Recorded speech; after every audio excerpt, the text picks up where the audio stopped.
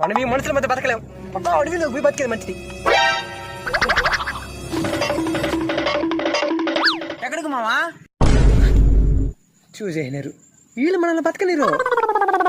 ఎక్కడికి రా? మొత్తం సర్దుకొని వెళ్తున్నావా? ఈ మనుషుల మధ్య నేను బతకలేను. ఏమావా? కరోనా వచ్చినప్పుడు సగం చచ్చినా. ఇప్పుడేదో కొత్త వైరస్ అంట. నన్ను వదిలేండ్రా. ఆడిలోకి పోయి ఆది మనం లాగానే బతుకుతానా? నేను కూడా వస్తాంరా. దేనికే? అక్కడ కూడా వైరస్ తెచ్చేదానికా? ముందు సైనా ఉండి దింపాలా? నోట్ చేద్దరికే తినేసేది, ఇప్పుడు మన ప్రాణాలు తీసేది. అవును మావా, చైనా వాడు కొద్దిగా కొనేయాలా? మా గుడి పోయి గుందిరా, మమ్మల్ని కూడా తీసుకోమరా.